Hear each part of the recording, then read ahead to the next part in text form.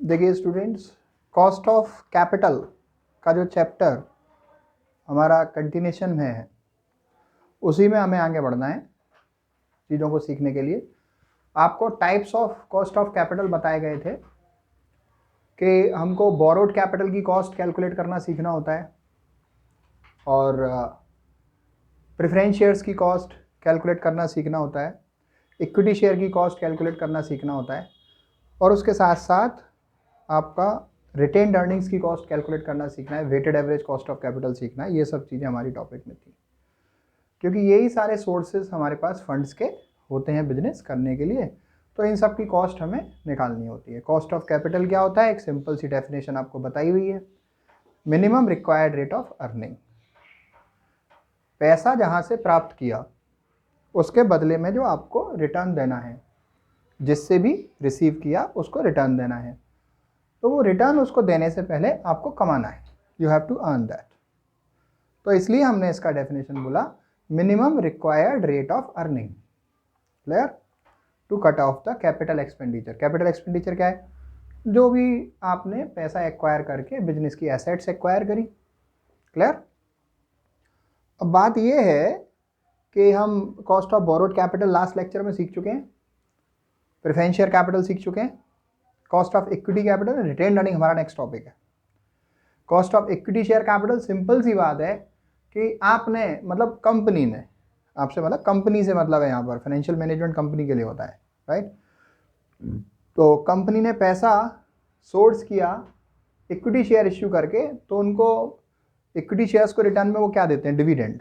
तो उस बेसिस पर हमारी जो है cost of equity share capital calculate होती है। डिविडेंड देते हैं, ये तो वो है कि भाई जितना हम लोगों ने दे दिया उस बेसिस पे, और वैसे तो इक्विटी शेयर होल्डर ओनर्स होते हैं बिजनेस के, राइट। तो जितना भी कंपनी ने कमाया वो सब इक्विटी शेयर्स का ही है। तो अर्निंग बेसिस पे एक मेथड है कॉस्ट ऑफ इक्विटी कैलकुलेट करने का और दूसरा मेथड है डिविडेंड बेसिस पे, क्लियर। तो वन बाय वन मैं आपको फॉर्मूला सिखाता हूँ और फिर उसके बाद में उसको इम्प्लीमेंट करके दिखाता हूँ। ध्यान से देखिएगा, cost of equity capital after tax, इसके हमारे पास 3 मेथड्स हैं। जो सबसे फर्स्ट मेथड है, जैसा मैंने कहा, डिविडेंड हम देते हैं तो उसके बेसिस पे। दूसरा हमने कहा अर्निंग हम करते हैं उस बेसिस पे। तो मैं उसको लिख देता हूं, डिविडेंड यील्ड मेथड, इसको हम शॉर्ट में कहते हैं DYM, राइट। दूसरा मेथड होता है earning yield method, earning yield method, इसका मतलब होता है EYM। अब तीसरा एक मेथड होता है dividend yield plus growth rate method, dividend yield plus growth rate method. ये 3 मेथड हमारे पास हैं cost of equity after tax calculate करने के लिए। CEAT से इसको हमने डिनोट किया है, cost of equity after tax को, ठीक है। तो CEAT equals to, dividend yield method से करना है तो DPS अपॉन MP इंटू 100, और अर्निंग यील्ड मेथड से करना है तो हमारा फॉर्मूला होता है EPS upon MP into 100, EPS upon market price into 100। और dividend yield plus growth rate, growth rate का क्या मतलब है साहब, अभी तक कंपनी ने जो डिविडेंड दिया है, राइट, उसमें ईयर बाय ईयर कितनी ग्रोथ रखी है कि पहले साल 10% दिया, दूसरे साल 12% दिया, तीसरे साल 14% दिया। तो मतलब एक ग्रोथ हम ध्यान में रखते हैं कि डिविडेंड तो ये दे रहे हैं लगातार, लेकिन उसके साथ साथ डिविडेंड के पेमेंट में एक इन्होंने ग्रोथ, एक इंक्रीज भी मेंटेन की हुई है, क्लियर। तो हमारा जो तीसरा मेथड होता है वो इस बात को ध्यान में रख के बनता है। तो उसका फॉर्मूला बनता है DPS अपॉन MP इंटू 100, और जो भी ग्रोथ की एक्सपेक्टेशन है डिविडेंड में कि इस साल इतना और डिविडेंड हमें एक्स्ट्रा मिल सकता है, उसको हम ऐड कर देते हैं, right. DPS upon MP into 100 plus G। अब एक बात और कि साहब cost of equity after tax in 3 method से तो निकाल ली। ये 3 मेथड हमारे उस सिचुएशन में अप्लाई होते हैं जब एग्जिस्टिंग इक्विटी शेयर्स के लिए हम cost of equity share capital calculate कर रहे हैं, ठीक है, एग्जिस्टिंग शेयर होल्डर्स के लिए, एग्जिस्टिंग जो हमारे शेयर्स हैं। अच्छा, अगर ऐसा है कि हमारे पास क्वेश्चन में दे रखा है कि हमने शेयर इश्यू करे और उनकी हमें कॉस्ट फाइंड करनी है, तो उसको हम बोलते हैं cost of newly issued equity shares. Existing नहीं, नए जो शेयर इश्यू हैं उनके लिए कॉस्ट। तो देखिए इन दिस हेडिंग हम दे देते हैं cost of newly issued equity shares, cost of newly issued equity shares, जो नए शेयर इश्यू करे हैं उसके लिए। अगर ऐसा है कि क्वेश्चन में नए जो शेयर इश्यू करें उसकी कॉस्ट फाइंड करने की कह रहा है, तो इन दैट सिचुएशन हमारे मेथड तो ये तीनों ही रहेंगे सवाल में दी हुई जानकारी के हिसाब से। क्लियर? सवाल में अर्निंग पर शेयर की जानकारी दी है, अर्निंग यील्ड मेथड लेगा। डिविडेंड के पेमेंट की जानकारी दी है, डिविडेंड यील्ड मेथड लगेगा। डिविडेंड के पेमेंट के साथ साथ ग्रोथ रेट की भी जानकारी दी है, तीसरा मेथड लगेगा। मेथड तो इन तीनों में से कोई होगा सवाल की दी हुई इंफॉर्मेशन के हिसाब से, लेकिन जो नीचे बेस में मार्केट प्राइस है उसको हम रिप्लेस कर देंगे। हम लिख देते हैं इन अबव फॉर्मूला जो हमारा मार्केट प्राइस है उसको हम रिप्लेस्ड कर देंगे, रिप्लेस्ड बाय एनपी। एनपी क्या होता है? वही पुरानी चीज है जो हम यूज करके आए थे कॉस्ट ऑफ बोरोड कैपिटल में और cost of preference share capital में। एनपी माने नेट प्रोसीड। एनपी कैसे होगा हमारा? वही जितने में इश्यू किया उसमें से हम कॉस्ट ऑफ इश्यू लेस कर देंगे, और अगर इश्यू कितने में हुआ नहीं लिखा है तो जो मार्केट प्राइस है उसमें से हम इश्यू करने के एक्सपेंसेस लेस कर देंगे, तो हमारा इश्यू प्राइस नेट प्रोसीड आ जाएगा। क्लियर? ये कहानी है। अच्छा, एक और इसमें सिचुएशन बनती है, if rate of just declared and paid dividend is given. अगर सवाल में ऐसा है कि उस डिविडेंड की रेट दे रखी है जो अभी अभी हाल में कंपनी ने पे किया है, तो फिर cost of equity share capital calculate करने का फॉर्मूला क्या होगा? उसमें हमारा फॉर्मूला होता है DPSO 1 प्लस, घबराने की जरूरत नहीं है, हर चीज की फुल फॉर्म बताऊंगा मैं, right. DPSO 1 plus small g upon market price into 100 plus capital G, right. अब एक बात और, ये तो cost of equity share after tax हो गई।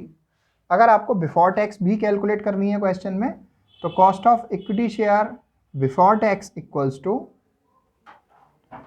जो भी cost of equity share after tax आपने कैलकुलेट किया है उसको आपको 1 माइनस टैक्स की रेट से डिवाइड करना पड़ेगा, तो हमारा फॉर्मूला बन जाएगा cost of equity share before tax का।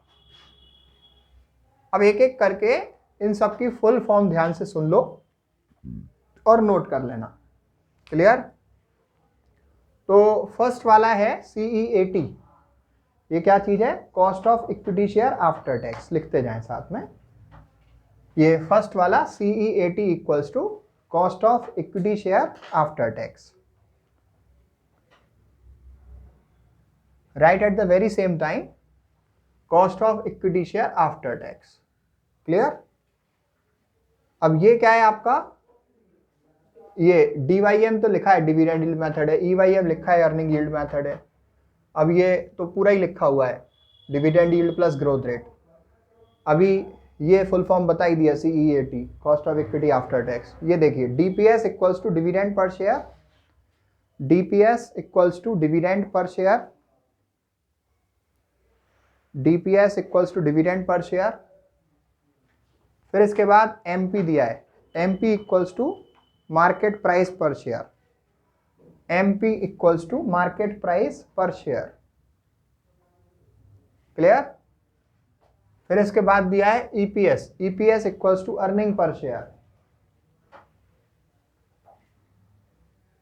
और MP तो वही रहेगा मार्केट प्राइस। ठीक है। अब ये कैपिटल G क्या है, नेक्स्ट लाइन में लिखिए capital G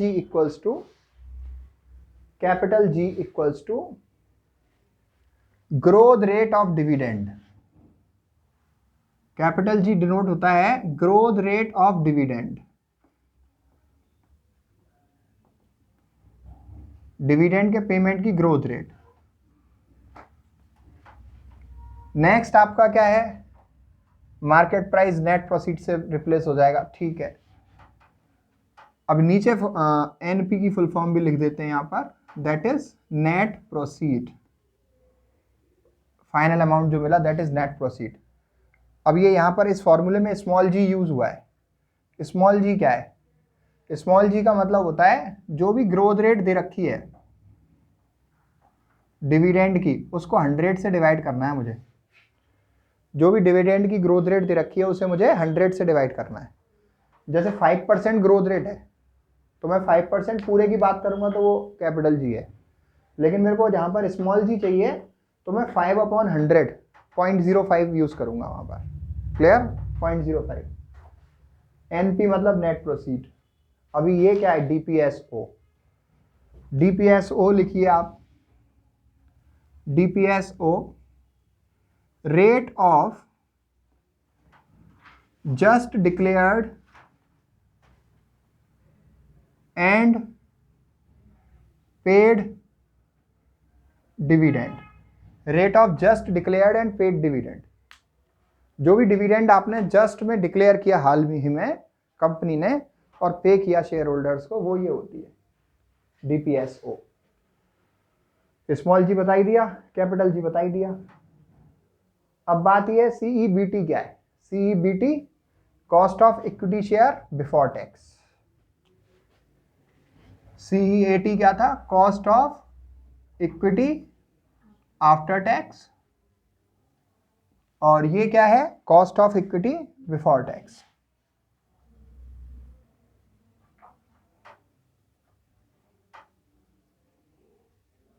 cost of equity before tax.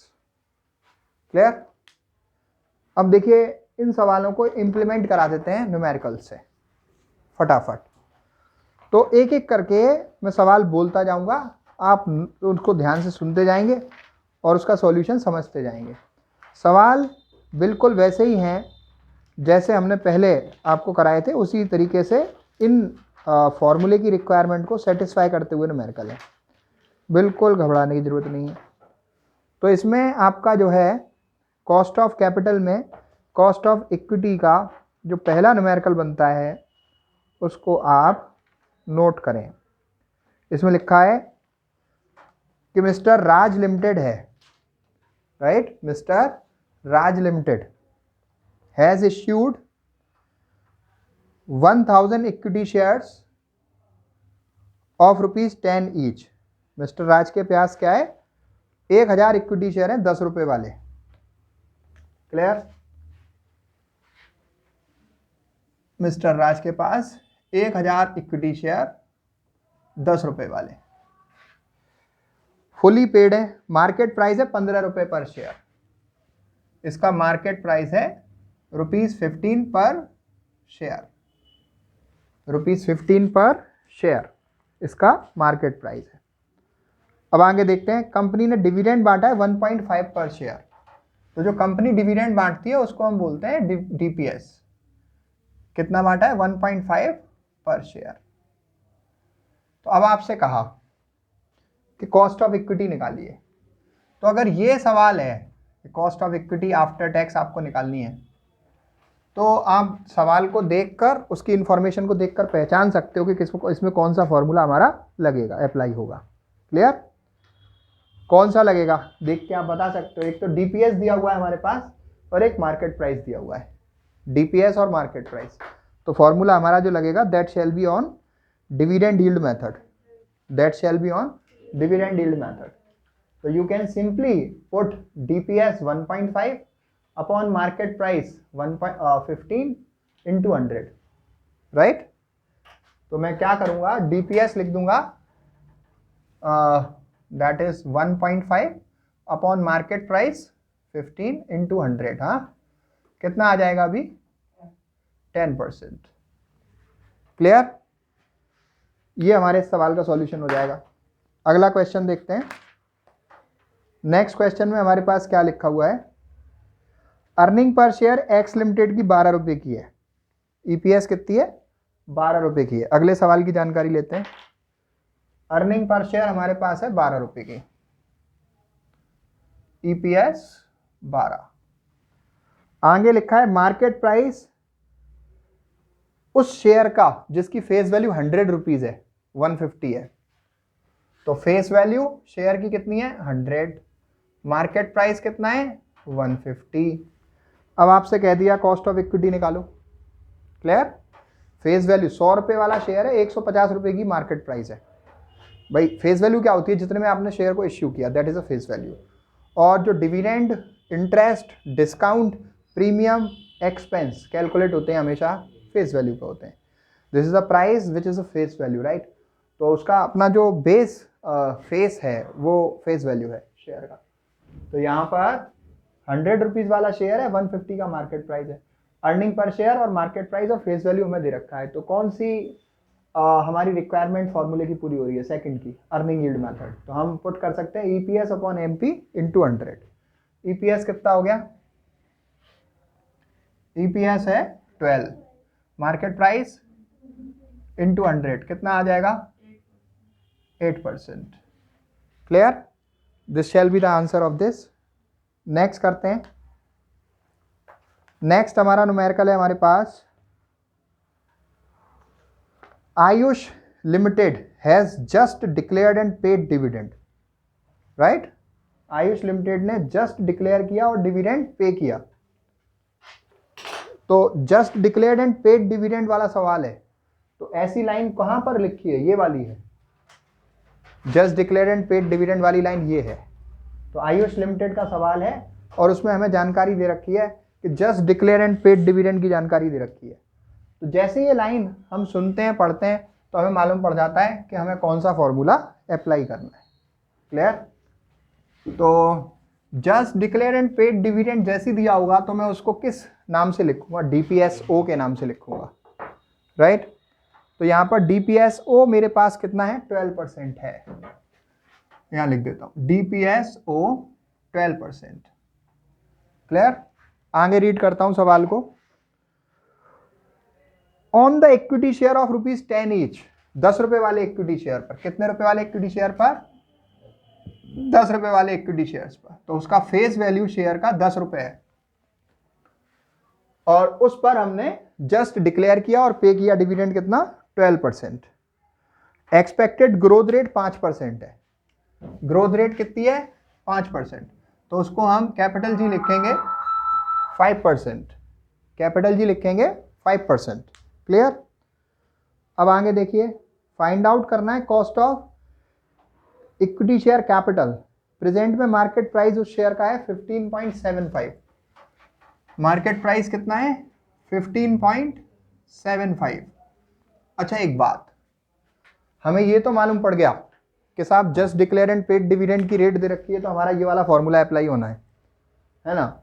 लेकिन और हमारे पास और जानकारी पे फेस वैल्यू है, ग्रोथ रेट है, मार्केट प्राइस है, लेकिन जो कैपिटल जी है 5%, अब यहाँ हमारे फॉर्मूले की रिक्वायरमेंट में कैपिटल जी की जगह तो आप 5% लिख दोगे, लेकिन स्मॉल जी की जगह क्या लिखोगे? तो स्मॉल जी की जगह आपको इसको कन्वर्ट करना सीखना है। 5% का मतलब होता है 5/100, that is 0.05। This is what you have to use in the formula. Clear? So let's put this into the formula. DPSO कितना है मेरा? 12% है. तो DPSO की रेट नहीं लिखनी है मुझे, DPSO कैलकुलेट करके लिखना है. फेस वैल्यू पे मिलता है 10 रुपए की फेस वैल्यू है, उसका 12% कितना हुआ? 10 रुपए का 12% मुझे कैलकुलेट करके लिखना है स्टूडेंट्स, ध्यान रखिएगा. क्लियर? तो DPSO मुझे कैलकुलेट करना पड़ेगा 10 का 12%, तो कितना आएगा? 1.2. तो मैं यहां पर लिख दूंगा 1.2 और 1 प्लस जी.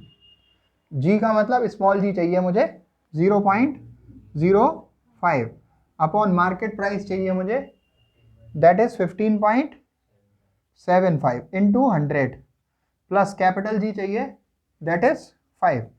अब ये मुझे कैलकुलेट करना है. क्लियर? इसकी कैलकुलेशन करनी है. 1.2 का मल्टीप्लाई मैं 1.05 में करूंगा, ठीक है. फिर उसका मैं 100 में मल्टीप्लाई करूंगा, जो वैल्यू आएगी उसको मैं 15.75 से डिवाइड करूंगा, जो वैल्यू आएगी उसमें मैं 5 ऐड करूंगा, right. Then the answer shall come which has to be 13%. यहाँ तक की जो वैल्यू है उसका आंसर है 8%, और ये जो है this is 5%, then total 13% it is. ये पोर्शन जो पूरा है इसको कैलकुलेट करोगे 8 आएगा, और ये 5 ये है ही. आंसर हमारा परसेंट में आता है, तो 8 और 5 13%. क्लियर? 13% आपका इस सवाल का आंसर है. No problem, I hope you are getting it. इसी तरीके से आपका नेक्स्ट भी है. अब एक सवाल आप देखिए क्या इसमें चीज दे रखी है. एक सवाल और देखिए इससे रिलेटेड, इसी सीक्वेंस में, जो हमारे इस जरूरत को पूरा करेगा, dividend yield plus growth rate को. ठीक है, तो उसकी इंफॉर्मेशन हम लेते हैं वन बाय वन. देखिए क्वेश्चन में लिखा हुआ है the average rate of dividend paid by J limited over the last 5 years is 12%. मतलब एवरेज रेट डिविडेंड जो अभी तक पे कर रहे हैं पिछले 5 साल से 12% पे कर रहे हैं. तो एवरेज रेट ऑफ डिविडेंड कितनी है? 12%. राइट. आगे देखते हैं अर्निंग कंपनी की कितनी है. एवरेज रेट ऑफ डिविडेंड मतलब डिविडेंड के पेमेंट की रेट है, तो इसको मैं डीपीएस भी बोल सकता हूं साहब, डीपीएस भी इसको मैं बोल सकता हूं. ठीक है, आगे देखिए अर्निंग कंपनी की जो भी हैं वो हर साल एक एक्सपेक्टेंसी है कि 6% ग्रो हो रही है. एक एक्सपेक्टेंसी है कि 6% ग्रो हो रही है. तो ग्रोथ रेट मेरी है 6%. ग्रोथ रेट मैंने मान ली 6% की. क्लियर? आगे लिखा है मार्केट प्राइस इस टाइप के शेयर का 150 रुपये है. मार्केट प्राइस इस टाइप के शेयर का कितना है? 150 रुपये है. क्लियर? यह आपकी प्रैक्टिकल प्रॉब्लम हो गई. अब इस सवाल को देखकर आप पहचानो, अगर आपको कॉस्ट ऑफ इक्विटी कैपिटल निकालना है आफ्टर टैक्स, तो how will you find out and recognise that which of the formula given these formula shall be used. तो मेरे पास DPS है, चलो DPS तो इसमें भी होता है, मार्केट प्राइस है इसमें भी होता है, लेकिन ग्रोथ रेट भी है तो इसमें नहीं होता है, तो मेरे को थर्ड फॉर्मूले में जाना पड़ेगा. Right? Dividend yield plus growth rate has to be applied in this. So DPS is 12%, market price is 150 into 100 plus capital G is 6. If I calculate the value, then I get that is how much? 14%. Right? Because इसको मैं calculate करूँगा 1200 divide 150, that shall be 8%. 8 and 6, 14%. Is that okay? फिर देखिए in this, अब मेरे को ये बताना रह गया न्यूली इश्यूड इक्विटी शेयर्स की कॉस्ट. राइट? अब देखिए आपके पास एक सवाल है कि from the following information calculate cost of new issue of equity shares. From the following information calculate cost of new issue of equity shares.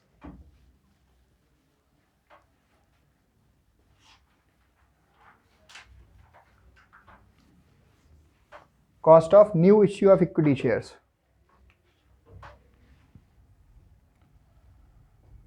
Cost of new issue, ये आपको फाइंड करनी है। क्लियर? गिवन इंफॉर्मेशन क्या है? Face value दे रखी है 10 रुपए, face value 10, और प्रीमियम दे रखा है 5 रुपए। प्रीमियम पे इश्यू है, 5 रुपए का प्रीमियम है।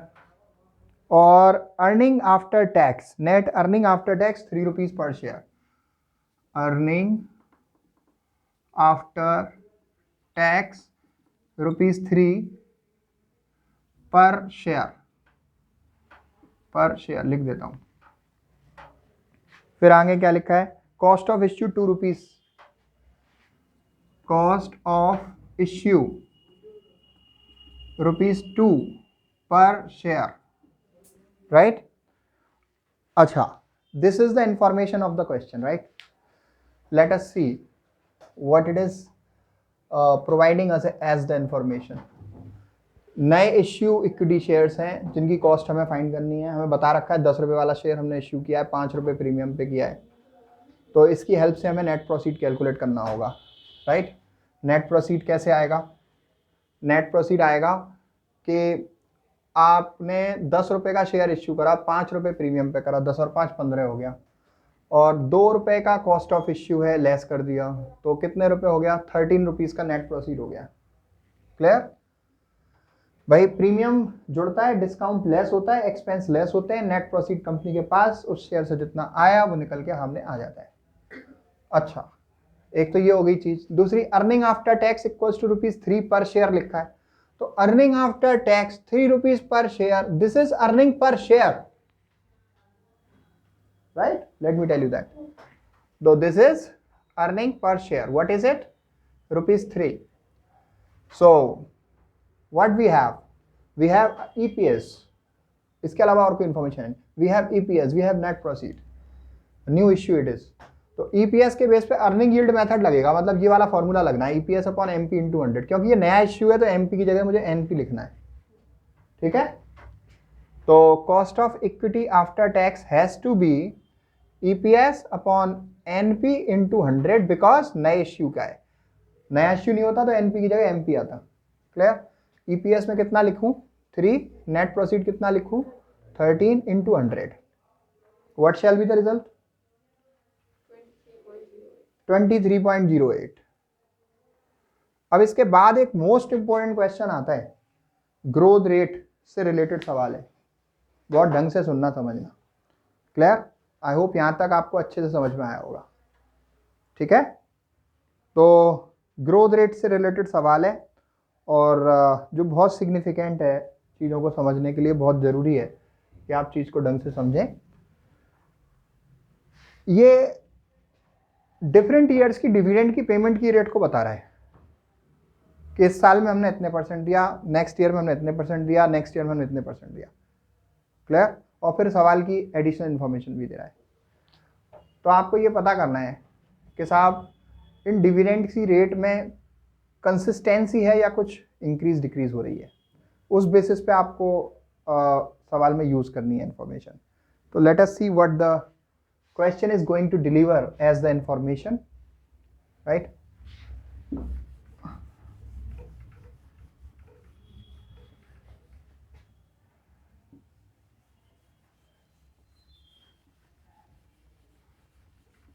देखिए यहां पर सवाल में लिखा हुआ है flax foods limited, right? Flax foods limited सोच रहे हैं कि उन्हें फंड रेज करना है इक्विटी शेयर इश्यू करके। क्लियर? फ्लैक्स फूड्स लिमिटेड सोच रहे हैं कि उन्हें फंड रेज करना है, शेयर इश्यू करने पड़ेंगे उसके लिए, और करंट में शेयर का मार्केट प्राइस है 32। करंट में शेयर का मार्केट प्राइस है 32 रुपीज का। प्रैक्टिकल प्रॉब्लम, शेयर इश्यू करना है, बता रखा है करंट में मार्केट प्राइस क्या है। फिर आगे बताया है कि डिविडेंड के पेमेंट की एक्सपेक्टेड रेट हमें बता रखी है 6 रुपीज। कि कंपनी अगले साल जो रेट दे सकती है डिविडेंड वो 6 रुपीज़ दे सकती है। इश्यू के खर्चे हमें बता रखे हैं 2 रुपये। Cost of issue, cost of issue, share issue करते हैं तो उसका खर्चा हमें बता रखा है ₹2 पर शेयर, कि 2 रुपये पर शेयर का खर्चा आएगा अगर हम शेयर इश्यू करते हैं तो। क्लियर? आगे देखिए, कंपनी ने डिविडेंड पिछले 5 साल में ये दिया है। क्लियर? कंपनी ने डिविडेंड पिछले 5 साल में ये दिया है 2000 year and rate of dividend. Company ने पिछले 5 साल में ये डिविडेंड दिया है 2016, 17, 18, 19 एंड 20। राइट, ये ईयर हैं और फिर इनसे रिलेटेड कॉरस्पॉन्डिंग डिविडेंड की रेट, ये सवाल की इंफॉर्मेशन है। उन्होंने बताया कि 2016 में 4% का डिविडेंड दिया है, डिविडेंड पर शेयर, डीपीएस लिख देता हूँ। ये दिया उन्होंने 4% या फिर 4 रुपीज़ पर शेयर। 2017 में उन्होंने दिया 4.2, फिर कितना दिया, फिर 4.41, 4.63, 4.86. So this is the information that we get from the question, right? So क्योंकि हमें मालूम है कि cost of new issue of equity share है, ये नए शेयर जो इश्यू करें उसकी कॉस्ट हमें फाइंड करनी है। क्लियर? तो जब हम नए शेयर इश्यू करते हैं उसकी कॉस्ट हम फाइंड करते हैं, तो हमारा जो नीचे बेस है फॉर्मूले का उसमें मार्केट प्राइस नहीं आता, नेट प्रोसीड आता है। अब क्योंकि इसमें डिविडेंड पर शेयर दे रखा है तो मेरा या तो ये वाला फॉर्मूला लगना है या फिर ये वाला फॉर्मूला लगना है डीपीएस के बेस पे, ये वाला तो लगना नहीं है। ठीक है, अब बात ये है कि डीपीएस मेरा हो गया, ठीक है, डीपीएस मेरा हो गया, लेकिन और मेरे पास नेट प्रोसीड मैं कैलकुलेट कर लूंगा मार्केट प्राइस से। डीपीएस क्वेश्चन में दे रखा है, मैं उठाता हूं यहां लिखता हूं इसको। डीपीएस कितना दे रखा है, 6। मार्केट प्राइस मुझे दे रखा है आपका 32, राइट। कॉस्ट ऑफ इश्यू 2 रुपये दे रखा है, तो नेट प्रोसीड मेरा मार्केट प्राइस में से मैं कॉस्ट ऑफ इश्यू लेस करूंगा 32 में से 2 रुपीज़, तो मेरा नेट प्रोसीड आ जाएगा 30 रुपये का। नेट प्रोसीड कितना आ जाएगा, 30 रुपये का। तो मेरे पास डीपीएस है, नेट प्रोसीड मैंने कैलकुलेट कर लिया, तो डीपीएस अपॉन एनपी इंटू 100 हो जाना चाहिए, लेकिन होगा नहीं, because this is the additional information we already have in the question. So what will be it of use, ये किस काम की होगी पहचानना है।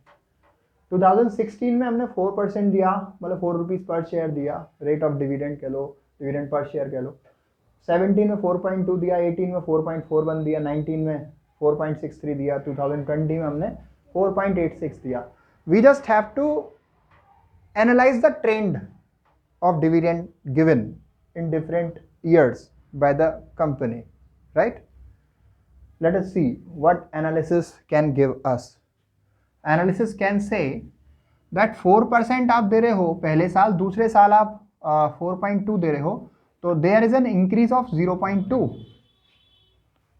There is an increase of 0.2.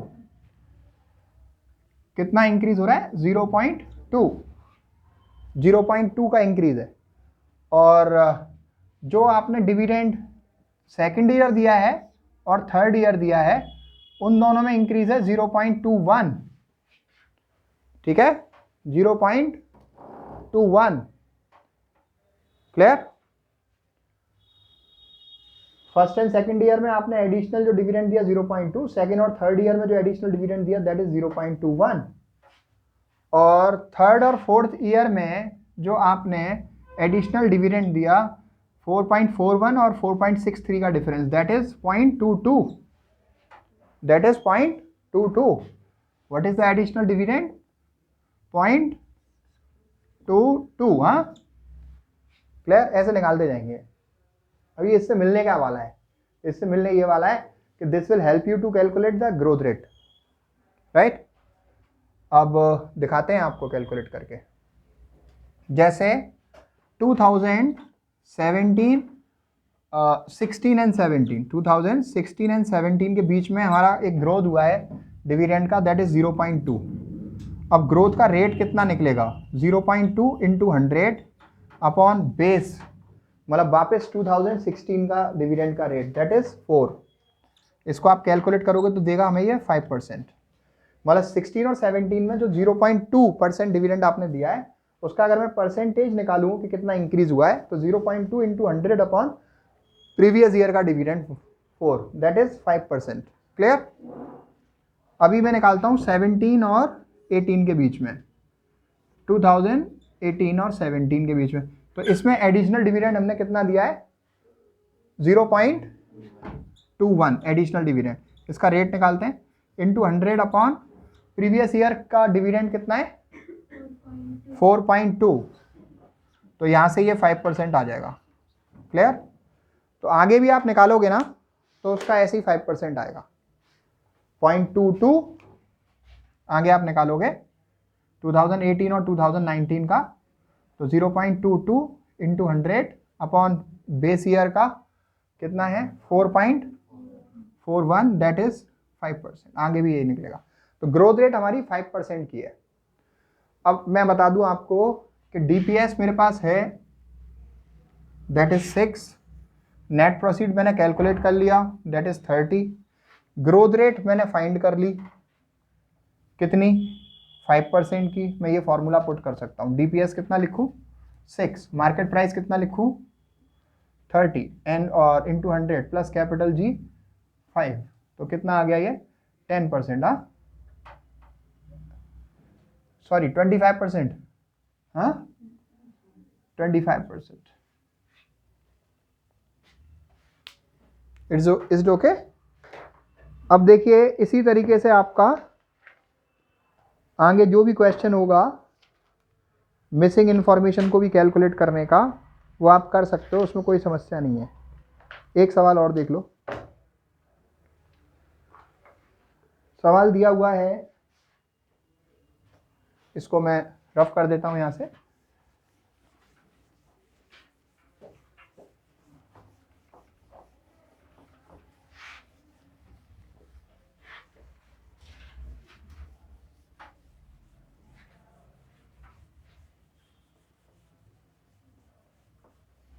अब देखिए एक और सवाल है, बड़ा ब्यूटीफुल सवाल है। इसके अंदर आशीष लिमिटेड कंपनी का शेयर मार्केट में जो बिक रहा है वो 20 रुपए का बिक रहा है, इसका मार्केट प्राइस है 20। What is the market price, 20। Ashish limited का शेयर मार्केट में 20 रुपीज का बिक रहा है, मार्केट प्राइस है हमारा 20। आगे देखते हैं। और करंट में ये डिविडेंड दे रहे हैं 1 रुपये पर शेयर का, करंट में ये डिविडेंड कितना दे रहे हैं, 1 रुपीज पर शेयर का। फिर आगे लिखा हुआ है इन्वेस्टर्स ग्रोथ रेट एक्सपेक्ट कर रहे हैं 5% की, तो कैपिटल जी हमारी कितनी है, 5% की। फिर आगे दिया है कैलकुलेट करिए कॉस्ट ऑफ इक्विटी कैपिटल। पहला पॉइंट तो उन्होंने ये कहा हमसे कि कॉस्ट ऑफ इक्विटी आप फाइंड करिए। दूसरा पॉइंट उन्होंने क्या कहा देखते हैं, अगर ग्रोथ रेट 6% है, अगर ग्रोथ रेट 6% है तो आप मार्केट प्राइस कैलकुलेट करो शेयर का, market price equals to question, right. फिर इसके बाद थर्ड पॉइंट है हमारे पास सवाल में, अगर कंपनी की कॉस्ट ऑफ इक्विटी 8% हो, यह अलग एक सवाल है, कंपनी की कॉस्ट ऑफ इक्विटी 8% हो। क्लियर। तो कंपनी की कॉस्ट ऑफ इक्विटी 8% हो और ग्रोथ रेट 5% हो, ग्रोथ रेट 5% हो, तो आपको मार्केट प्राइस बताना है, मार्केट प्राइस बताना है। और डीपीएस आपको वही दे दिया 1 रुपए का, ठीक है, डीपीएस 1 रुपीज दे दिया। अब देखो कैसे ये सवाल होंगे। फर्स्ट पॉइंट आप कैलकुलेट करिए, फर्स्ट इंफॉर्मेशन से आपके पास डिविडेंड पर शेयर है, आपके पास मार्केट प्राइस है। क्लियर। तो इससे आप कैसे निकालोगे, कौन सा फॉर्मूला लगाओगे, डीपीएस है, मार्केट प्राइस है, ग्रोथ रेट है, तो ये लगेगा ना फॉर्मूला। क्लियर। तो दैट इज DPS कितना है मेरे पास 1, मार्केट प्राइस कितना है 20 इंटू 100 प्लस कैपिटल जी कितना है 5, तो ये 10% आ गया। ठीक है, अब बात करते हैं सेकंड पॉइंट की, जिसमें ग्रोथ रेट मेरे को दे रखी है 6%। क्लियर? और मार्केट प्राइस पूछा है, तो मैं ये मानूंगा कि जो कॉस्ट ऑफ इक्विटी मैंने कैलकुलेट की थी ना, ये वाली 10%, यही मेरे को सवाल में यूज करनी है सेकंड पॉइंट के लिए। तो सेकंड पॉइंट में cost of equity after tax equals to DPS upon MP into 100 plus G। तो cost of equity after tax की जगह यही 10% लिख देता हूं।